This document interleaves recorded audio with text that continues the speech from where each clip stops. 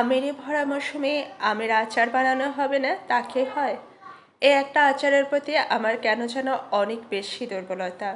মন ভালো নেই, তাও এটা বানাতেই হবে আমাকে, কারণ এই সুযোগ আর পাওয়া যাবে না। রোদে দেওয়ার ঝামেলা ছাড়াই আমি আমার আচারগুলো অনেক দিন সংরক্ষণ করে রাখি, আজকে তাই আপনাদের সাথে শেয়ার করব। আশা করি আপনাদের কাছে খুব ভালো লাগবে।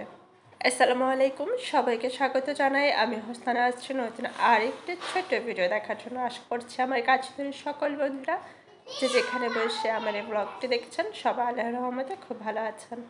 এই তো আমগুলো আমার নিজের পছন্দ মতো করে কেটে নিয়েছি। বারান্দায় ছোট্ট করে হালকা একটু রোদ এসেছে, সেখানে একটু ছড়িয়ে ছিটিয়ে দিলাম। এভাবে আমি পুরো একটা দিন রাখবো।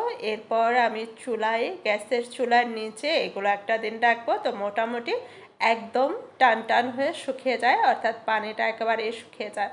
তো এই কাজটা আমি 2 দিন করেছি। একদিন বারান্দায় দিয়েছি, আর একদিন এই যে চুলার নিচে আমি ছোট প্লেট দিয়ে এভাবে বসিয়ে দিয়েছিলাম, আর এগুলো খুব সুন্দর করে পানিটা শুকিয়ে গেছে।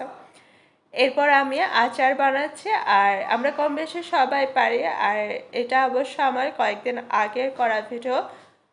এরপর চলে আসি মূল রেসিপিতে। আচার বানানোর জন্য আমি এখানে অ্যাড করেছি পরিমাণ মতো সরিষার তেল, আর সরিষার তেল গরম হওয়ার পর আমি এখানে অ্যাড করে দিয়েছি 1.5 টেবিল চামচ পরিমাণ সরিষা বাটা, 1/2 চা চামচ আদা বাটা, 1/2 চা চামচ রসুন বাটা। একটু ভালো করে নাড়াচাড়া করে নিয়ে আমি এখানে অ্যাড করে দিয়েছি আমগুলো। আর এরপর আমি এখানে কিছু মশলা অ্যাড করব সুন্দর একটা কালার আসার জন্য। আমি এখানে শুকনো মরিচের গুঁড়ো অ্যাড করেছি পরিমাণ মতো লবণ, আর জিরার পাউডার, আর অল্প একটু ধনিয়া পাউডার। এগুলো খুব বেশি দেওয়া যাবে না, তাহলে আমার আচারটা একটু কালচে ভাব হয়ে যাবে, সে দেখতে সুন্দর হবে না।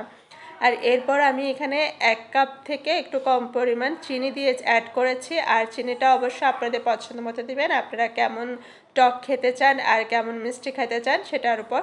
আর এরপর এখানে আমি অ্যাড করে দিয়েছি আস্ত কিছু রসুনের কোয়া। এটা দিলে কিন্তু আমের আচারটা অনেক বেশি ভালো লাগে খেতে আমার কাছে। আপনারা এভাবে ট্রাই করতে পারেন বা স্কিপও করতে পারেন। এরপর আমি প্রথমেই 5 ফোড়ন, জিরা আর শুকনো লঙ্কা আমি হালকা করে টেলে নিয়ে আধা ভাঙা করে ব্লেন্ডার করেছিলাম, সেটা আমি অ্যাড করে দিয়েছি। এরপর আরও 5-6 মিনিট রেখেছি। এই তো।